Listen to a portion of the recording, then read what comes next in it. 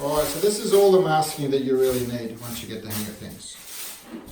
The drop sheet is there just in case you get a little bit of stuff on your knee pads so that you don't wipe it through everywhere else. But this is it. We're prepared. We're ready to go. Our tools are here. The product is there. Before we start, there's one more little trick we want to show you, which is probably the most important that you will ever see in any of these YouTube videos about Ekopel. And Rob is about to show you our little secret. Here it is, the bottle. You've seen them do it with a cup. You've seen them do it with a bucket. This is the Brisbane bath resurfacing way, the Pora Glaze way. Okay, here's our little trick. You've got a bottle out of the light, mate. We've cut it down. Now we want to make it in that angle. Why?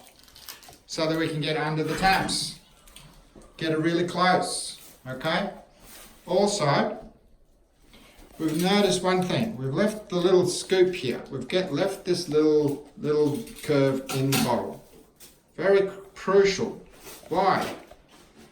Because when you're working with it, and if you happen to have too much, you might have to pick up some product.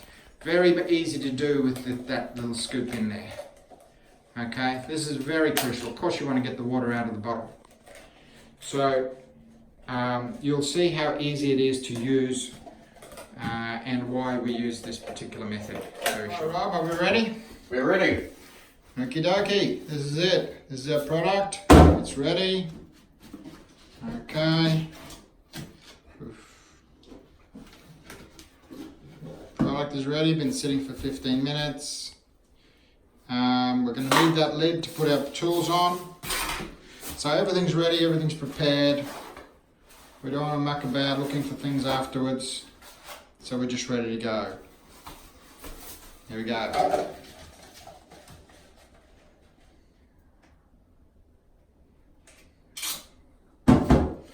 Now, we're going to start in the corner.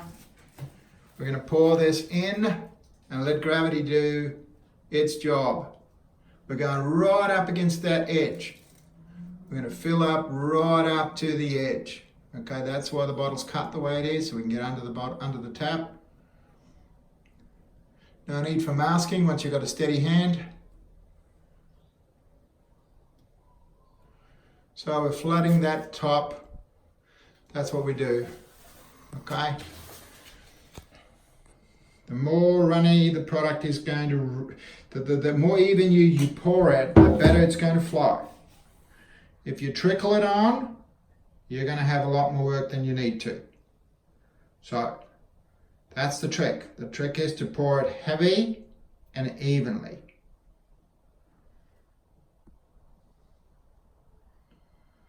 The pouring technique is one of the hardest things to pick up, but it doesn't take long. Hey Rob? Not too long. No. A couple of weeks and you'll get the hang of it. Alright, confidence is the other key thing.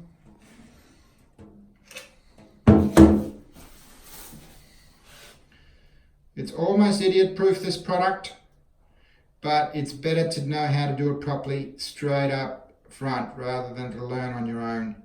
This is why we're doing the video. I'm going to show you how to do it properly the first time. And that's how it's done, the edge. No masking, because believe it or not, getting the masking off is harder than actually getting it up to the edge there. When you pull the masking off afterwards, you can dribble things over the edge that you don't want to do, and I'll show you why later. Okay, once we get that product on nice and evenly, the rest of the job is as easy as anything. If you don't get it on, then you're constantly going backwards and forwards trying to fix what you didn't do right the first time. And that is not the way to do it. Okay. We can get away with 1.8 kilos because we're not wasting anywhere. You know what I mean?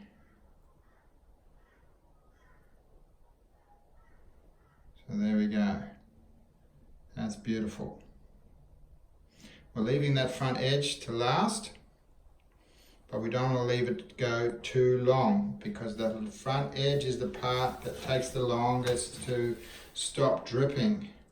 And we want to leave here as early as possible. We've got another job to go to and we want to get it right. You can see how it's all running down. It's coming down quite evenly. Don't worry about the corners. Rob is about to use our little rake that we made out of the squeegee to take it out of those corners and to run it down where it needs to go. Now you can see how different the white is between the old enamel and the new enamel. Strangely enough, as the product cures, it darkens a fraction, so it doesn't look quite as stark as what it is doing right now. Alright, so we're going to scoop out the corner, carefully not to push it up onto the tile. We just scoop it down there, that's where you want it. Now sometimes we scoop it off those lips, but this time we won't because it's only a small lip and we're not going to risk taking out too much. So that's now going to go where it needs to go. We'll wait for gravity to do the rest.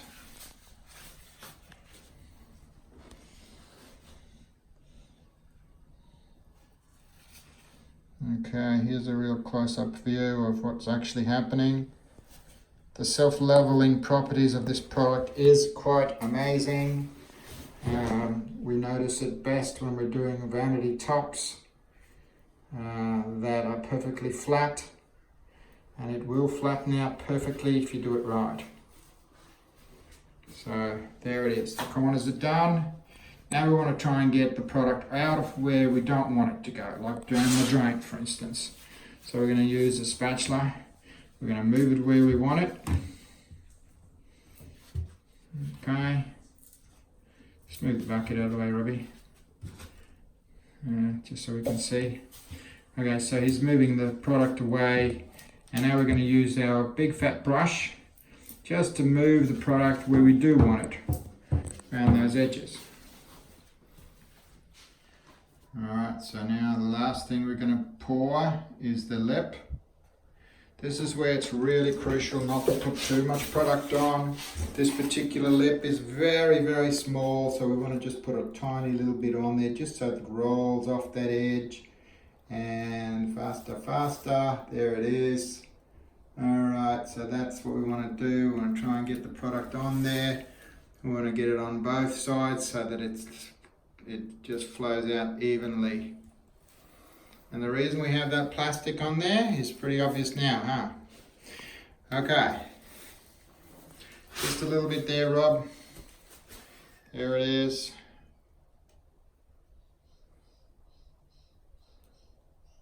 Steady hand. That's all you need.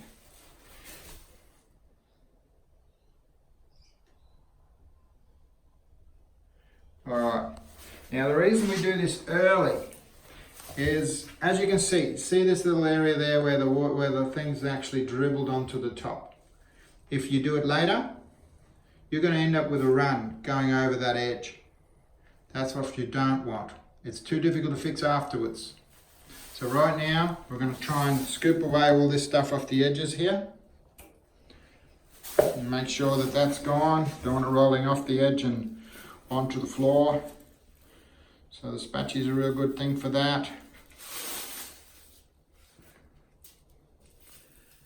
Take that all off.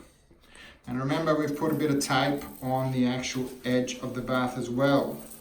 The reason we do that is so that it doesn't go down the edge of the tile. We can control it a bit better. Yeah, there's probably a little more product here than what we want it to be on there. But this is how you solve the problem. Okay. You're doing good. We're going to keep wiping until all this is off that ledge, and we'll come back to you shortly.